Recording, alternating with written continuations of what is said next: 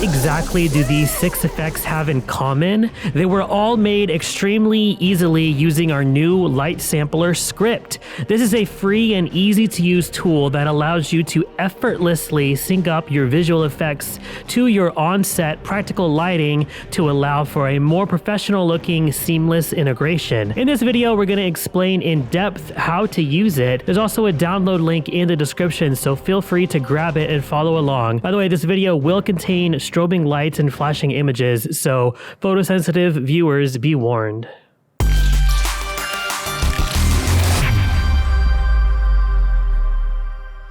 What up, creators? Chris Kelly here with ProductionCrate.com. Hey, what up, Chris Kelly? It's Adrian Jensen from ProductionCrate.com. You know what, bro? What's up? Every time we do any sort of magical or sci-fi glowing type effects, and you know we've done a lot of them. Oh, yeah. We always stress the importance of using practical lights in your shots. You've heard me say that, right? I've heard it, yeah. Doing so is crucial to making your shiny and colorful effects look believable. It's true. We do say it all the time. It's kind of the main thing that we say on our channel. And in normal conversation. Yes. Not just with each other, with cashiers. Yeah, in line at the bank. People walk away from me. They gotta know. They gotta know. Spread the word. Today, we're going to show you our new free tool. It's called the Crate Light Sampler Script. It's a tool that will easily help you blend your magical effects with your practical lights, giving you professional looking results in a matter of seconds. Sounds like I'm overselling it, but I'm not. Yeah, and it's free. It's the free Crates Light Sampler Script. It's a free sample. Who doesn't love free samples? I get it. I get it. Thank you. Yeah. Not bad. It's all right.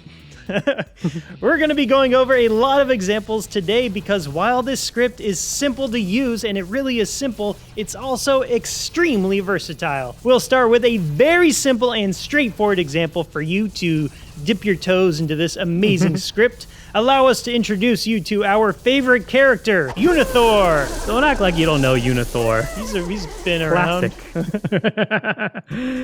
Right now, we just have our base footage where we have a strobe light off to the side to simulate the lighting from the lightning bolt. On a separate layer, we have our pre-prepared electric effects, and these could be anything, guys. If you don't want to make your own electric effects, we only have about 1 billion of them on Footage Crate. But the thing is, we only want these electric effects to be visible when the light is turned on. You know, you could keyframe this, and that's lame. A good way to do it is with automation. If you've seen our automated lightning tutorial, then this might look kind of familiar because this is actually the exact same technique, except that way was complicated and this way is easy. It's true. Let's go to File, Scripts, and select Crates Light Sampler Script. There's a few options here. First of all, we can select a layer from which we want to sample our lighting.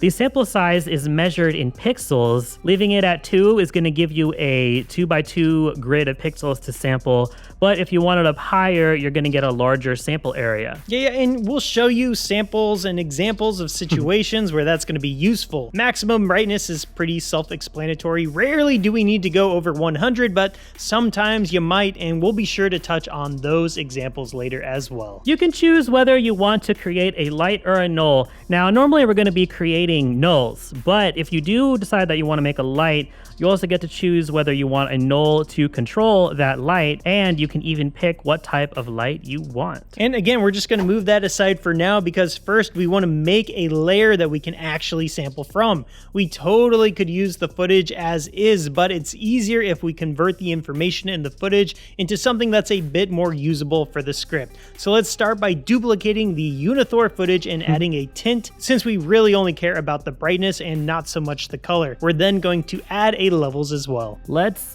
stop for a second and think about which part of this footage we actually want to sample. Now, a lot of times the face is going to be a good option. The face and the eyes are generally where people tend to look. And also when we're on set and we're actually using these practical lights, we're generally going to be pointing them at an actor's face, and that's human nature. But this time it's a horse face. And also it's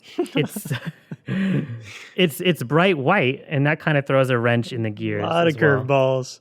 Sometimes there are other options. Basically, we want to find a place where we'll get a nice, clean sample. In this footage, we notice that if you look right here at the edge of the hammer, it's really lighting up when the light is turned on, and it happens to be pretty dark when the light is off. So that is going to be an ideal place to sample. Let's move forward to a point in the footage when our strobe light is turned on, and we're going to use that levels effect that we put on there earlier to crush those whites until they start to blow out or basically turn completely white. That's what blowout means in this scenario. We're going to skip backwards a bit until the light is turned off, and we're going to crush the blacks down until they're totally black. What's the opposite of blow out? Blow in? Yes. Crush the blacks until they blow in. I don't think that's correct. Yeah, that's right. Now our image is just straight up black and white. There's no gray values at all. But by looking at the hammer, it's extremely clear when the light is on and when it's not. We can change the levels if we want to adjust, but once it's pretty much perfect, let's go ahead and pre-compose it. In the Crate's Light Sampler script, we'll want to select that pre-comp that we just made as our reference layer. For the sample size, since we're going for an effect where either it's on or it's off, there's really no in-betweens, we don't need a large sample size. Having it too big is going to cause our lightning to kind of fade in and out, as the sample size will be selecting black and white at the same time. It's going to average out to gray. Not what we want in this case. So let's just change it to 1. For the max brightness, 100 is fine because we're using this to control opacity, and opacity can't really be higher than 100. We'll select our layer type as a null and click generate. Oops. You got an error, bro. Yep. This thing shows up because we have a layer selected right now. With this script, instead of just creating nulls and lights, you could use it to alter pre-existing nulls and lights that you already have. So if you have a null or a light selected, that's what it's going to do. But if you have anything else, I'm talking footage, pre-comp, solids, etc., it's going to yell at you. It's going to say, hey, dummy, deselect it. So deselect it, dummy. Oh, making sure nothing is selected. There we go. We try again, and hey, it works. Nice. It gives us a cute yellow null object. We can just move over to the area we want to sample. Over here, you see it says light sample output. Let's turn our reference layer back on to help visualize what this is going to do. If we move the null over to a black area, the output will be 0, nada, nothing, 0 zilch. If we move it back over to white, we get 100, the Benjis, I don't know, that's all I can think of.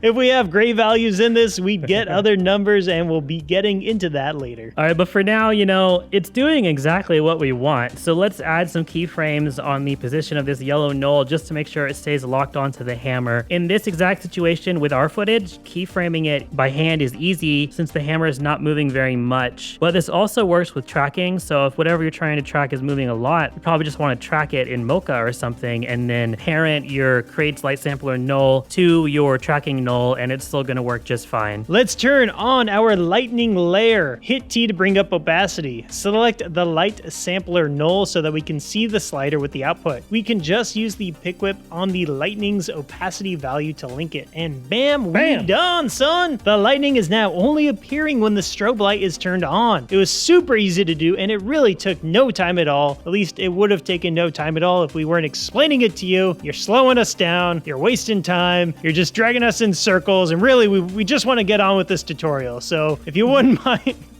we're gonna do that now. Excuses. But guys, now you know what the script does, and you really have all the knowledge that you need in order to use it. But next, we want to run through a few other examples, which are going to be more like special cases. Some of them are more advanced effects, and some of them are just problems that you might run into.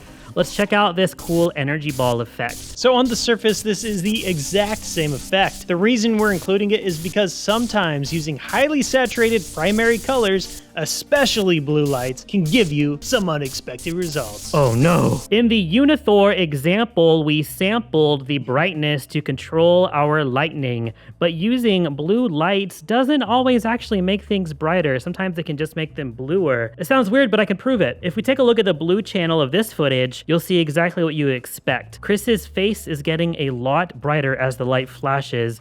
But if we look at another channel, let's look at the red one, it's the total opposite. The blue light is actually turning his face black. It's removing the brightness. What? It's removing so much brightness that the red channel is completely destroyed. Like, we literally can't fix this. It's totally black and the detail is gone forever. If we tried to sample the brightness of this layer, it might not give us what we want. It'll give us results that are the opposite of what we want, or at the very least are confusing. Fear not, creators, there happens to be a solution. Woo! Instead of tinting this like before, we're gonna get rid of the information that we don't want and just keep the good stuff, which in this case happens to be the blue channel. Let's apply a shift channels effect and change the red and the green channels to just blue. Now we got a black and white image that has a very good amount of information which we can use. So now let's do the exact same thing as before. Use A levels to crush down the blacks and whites and pre-compose it. Since we're in a different comp now, our sample layer list doesn't make sense anymore. The script still thinks we're in the uni-thor comp, but there's a refresh button right here that we can hit, and now we can select the correct layer and hit generate. We're gonna move the sample null to the area that we actually want to sample, which is Chris's forehead in this case, and then we can link our effects opacity to it, and there we go. Another great looking electric effect done. And again, it was super easy. The blue light thing was a bit weird, but now that you know how to deal with it, this type of thing shouldn't be a problem for you in the future. This type of thing can happen with green lights and red lights as well, but blue is generally gonna be the worst. Let's have a look at an effect besides lightning. We're gonna do something that fades in and out rather than just flashing. Lightning's boring, I'm done with it. Never again. I still like it. Here we've got a spooky demon guy with a sword. The light in this shot is just a green bulb, but we're moving it back and forth to simulate a more of a magical and gentle light source, not quite so flashy. The fire is just a wallfire clip from ProductionCrate, okay? And it's tracked in using puppet pin tools. It's very simple. To make it fade in and out, we've got a gradient wipe effect. This effect is actually a transition that uses the layer's own brightness to erode it away.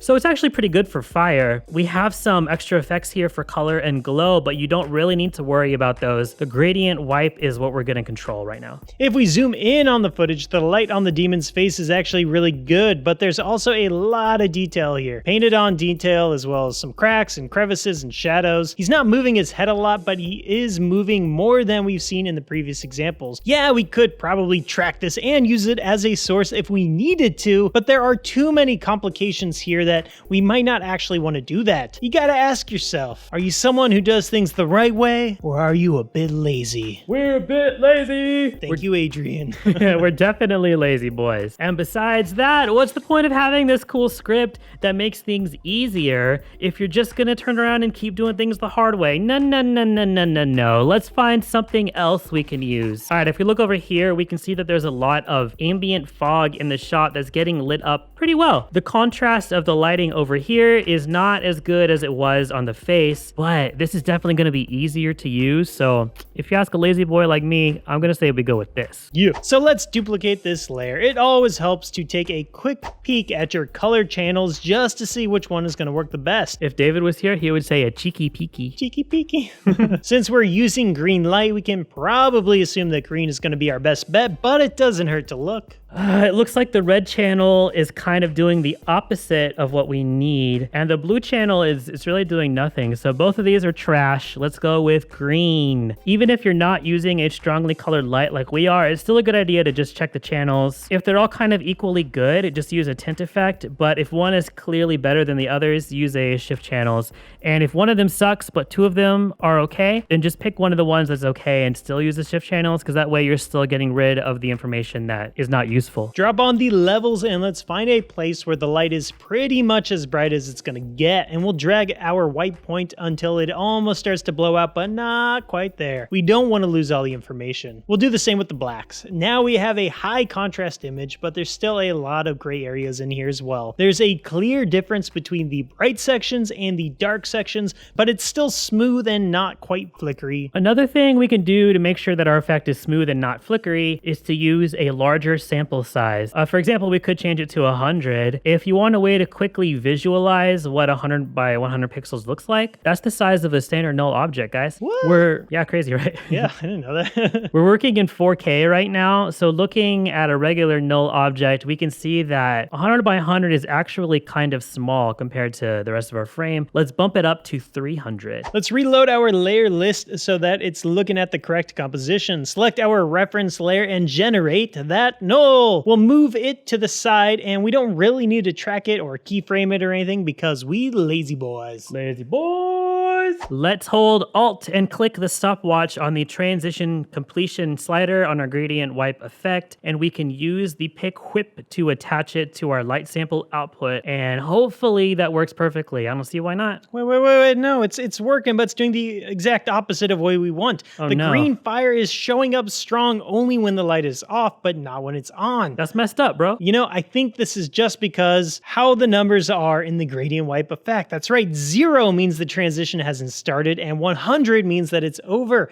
That's the opposite of what we want, but it's gonna happen sometimes. Plugins aren't always built the exact way we need them to be. That's okay. Oh, and real quick, just because we know someone's gonna leave a comment, if we don't try it, we should let you, because that's engagement. But anyway, clicking this invert gradient checkbox doesn't work either. It just makes it worse. Yeah. We see it, but it won't work. We're sure there are some expressions that we can use to fix this, but the lazy boy method is to just go into the reference pre-comp and invert that, and boom, now it's working perfectly, and it's beautiful. Oh yeah, there was one little hiccup at the end there, but once again, this was a very easy way to do something pretty elegant, to be honest, that would have been a lot of work otherwise. Here's a monkey wizard for you. Now we know this is exactly what you're expecting. Bunch of weirdos. Bunch of freaks. We haven't even talked about this script's ability to control light, so let's do that. Here we have a light that has been tracked onto the end of a magic wand, and this solid on top just has an optical flare on top of that. Third-party lens flare plugins can usually track lights and be controlled by their intensity, so that's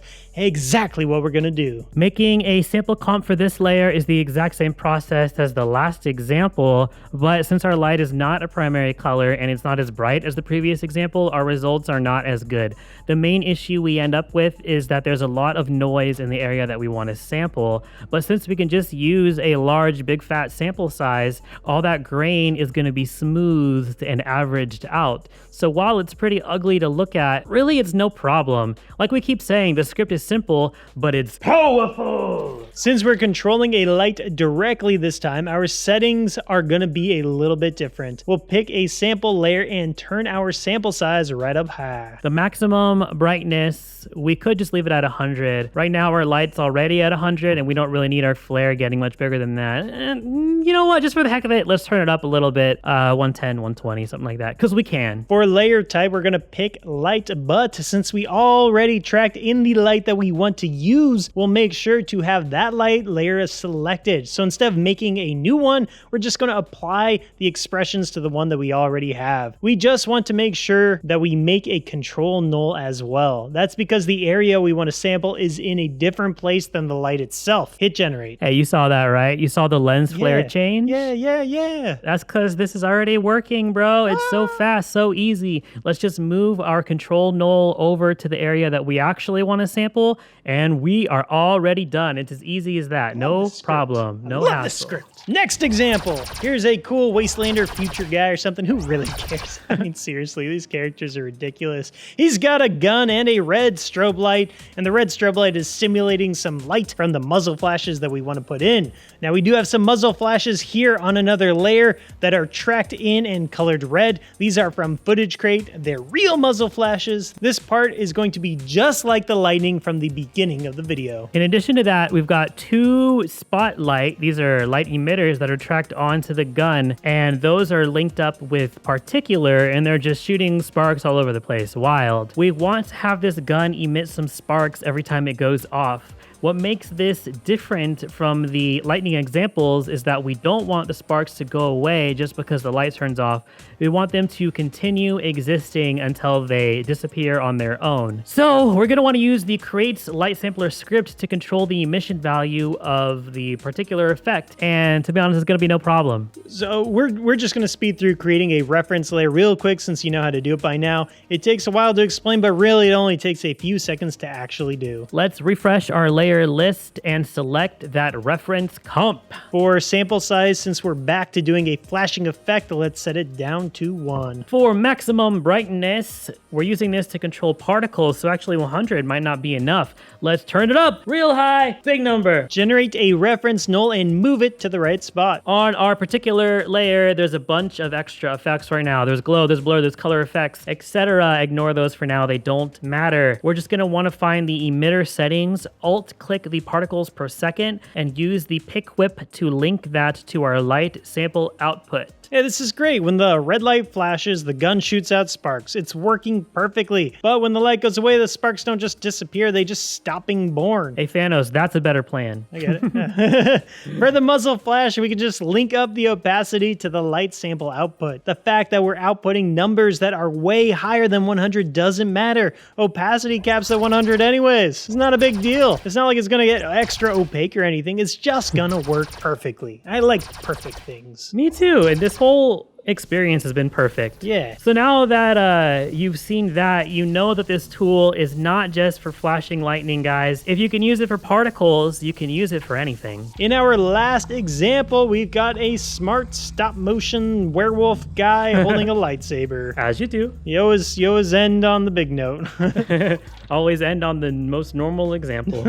We want to show you how this script doesn't just sample light and black and white values, it also samples color. So that's why we have a color changing light in the scene. The colors show up really well on his white coat, so that's what we're going to be looking at. Let's duplicate the smart werewolf footage and drop on a hue and saturation effect, and we're going to bump up that saturation a little bit. Not all the way, because if there's any grain in the footage, it could cause it to pollute our colors too much or give us crazy results or ugly artifacts. We're going to go ahead and pre-compose that layer. In the script panel, we'll reload the list and select the color reference layer. The sample size should be bigger than 1, once again, just to reduce any flickering that would be caused by the grain. A sample size of 10, probably going to smooth everything out exactly how we want it to be. We're gonna ignore the maximum brightness because we really only care about color for this one. Let's create a null and just make sure that sample color is checked. It should be checked by default. Hit generate and move the null over to the spot that we want to sample. Using this information is very simple. We just add a tritone effect to the lightsaber layer, alt-click the stopwatch on the midtones, and use the pick whip to link it up to the color output on our null. And now we have a cool rainbow lightsaber. Ooh.